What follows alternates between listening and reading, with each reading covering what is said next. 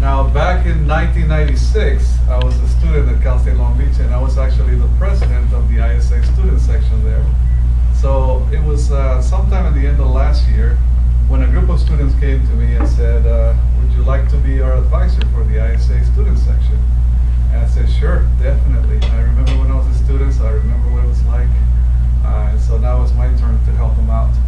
So I agreed, and so in January we started thinking of this year, what kind of projects can we do so we can get the students more interested in being part of this organization and work as a group. Well, I said, I got an email from BattleBots. It's a company that produces competitions of robots that fight each other, and then it's shown on TV. So I'm sure a lot of you have seen or heard about the show. So I got an email and I said, well, why don't we build a BattleBot? And so that got the students very excited, of course.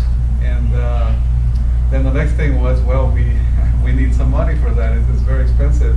I've actually been a competitor for many years. I've actually traveled to several countries to compete in the BattleBots events. I've been in pretty much every show that you can think of robotics competitions. I've been a judge also, so I've had a lot of experience with it. And I figure, okay, this will be a great project for them to apply some of their electronics knowledge and some of manufacturing also. So we went for it, and I got invited to an ISA LA meeting, and I figured I would pitch in the idea. And surprisingly, they agreed to sponsor us. So we were very excited. I got back to the students and said, okay, that's it, let's do it. And I got a group of students that was very, very excited about it. We met for a lot of hours, hundreds of hours, twice, even 3 times a week at our machine shop at Cal State Long Beach. There was a lot of planning and documentation involved. There's so many areas of engineering that they learned about. Battery technology, motor controllers, electronics, radio technology, documentation, sponsorship. There's all kinds of areas involved with this kind of project. So before Richard introduces himself, we actually want to, as a token of our appreciation, we want to give you guys this certificate with a picture of the of the team. So anyways, eventually we'll also give you one of the blades. We cannot take him out yet because the competition that we went to is going to be shown on television in the beginning of August this year on CBS Channel 2. It's a mini series. We can't take it apart yet because they're actually coming back to do a profile of the college, and they want to film the robot as is. So they asked us not to say anything about the competition, but we were in the last group of people. That's all we can say that remain. And basically they wanted to have it intact so they could come and do some more filming and interviews and things like that. But Richard can tell you more about the whole learning process, the competition, how it all went, and he's one of the best students that I've had, and it's a great guy. He's definitely will introduce himself. My name is Richard Ramirez. I'm actually the vice president of the student section at Cal State Long Beach. When Walter pitched the idea, I wasn't too overexcited, but when he said, "Hey, it's on TV," I said, "Oh, I was all for it." He had me. So when he told me TV, I said, "Okay." He asked me, "What do you want to do?" I said, "I want to do the project management part." So I took that to heart. So Walter and I went and convinced other ISA student members to do it. Of course, every student, just like me, when we said TV, they were just as interested as I was. So I attended the meeting with Walter. I also went to ISA Orange County and also got funds there. We went to the school's associated student body, and we received funding there.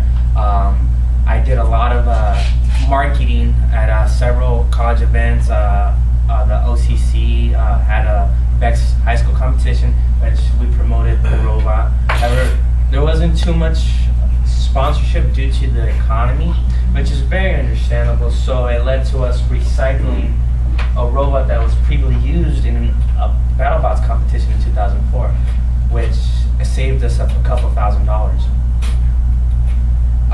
during the project, I realized that project management's not easy. I want to quit probably like the last day before the competition. However, it's a great learning experience. If it wasn't for ISA, I honestly don't believe this project would have been possible at all. When we were at the competition, we thought every school was going to be completed with finished with their robot, just as prepared as we were, and we were actually astonished that we were the only school that was finished. So hey, you know, we're a bunch of senior students. Hey, we're all over 21. Why not go to happy hour while the other schools work on the robots? So we definitely weren't there as much as the other schools. We were out having fun, going to Six Flags, San Francisco. So when we finally were there, the cameras were all on us because of the fact that they hadn't been able to film us working on the robot because we were done. So whenever we had to wire the batteries, the cameras would just surround us, pretend like you're hammering the robot, which was pretty cool. And they encourage animated people, which that's me in general every day. So I had no problem adjusting to what the camera people wanted. So it wasn't as competitive as I thought it would be. Everybody's more into helping each other. I was more of the competitive type. So it led to bumping heads with other schools, and then the cameras were leaving us off for camera show. So it was definitely a fun experience. I let it known that when we were there, we want to thank our sponsors. If it wasn't for them, we wouldn't have been able to do this. And one of the key things that we said was that really made Cal State Long Beach like it is that the sports announcer said, out of all the schools, you guys are the only school that we've gotten the least camera action. Why is that? And we said, hey, we're all graduating seniors. We're all either we're in the industry already, or we're trying to get into industry. We don't have time to procrastinate in the real world. In the real world, you have a deadline and you have to meet it. Otherwise, that's your job. That's how we took this project. We didn't have time to procrastinate. And I made a keynote that I promise you will probably not be on TV. Do you want to wait a week before you get in shape for a track meet, or do you want to prepare 3 months in advance? So I made that a point, and it kind of stuck with CBS, and it led to them following us around everywhere. Yeah, one of the things was that this group was not your typical engineering students, nerdy students just focusing on their thing.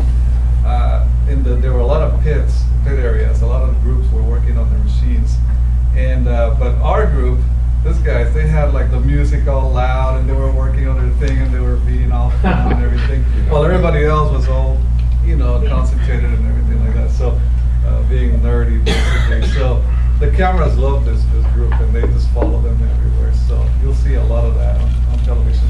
How many were in the competition? How many schools? 15 of them? I think it was like 17 actually. 17. Regional, national? National. National universities. Yeah, there were universities from all over the country. There's 2 from Puerto Rico. Yeah, usually they're over 100, but because of the economy, many of them couldn't make it. Usually there's up to 600 of these machines, different groups that are competing. So they also had some high schools, but they competed on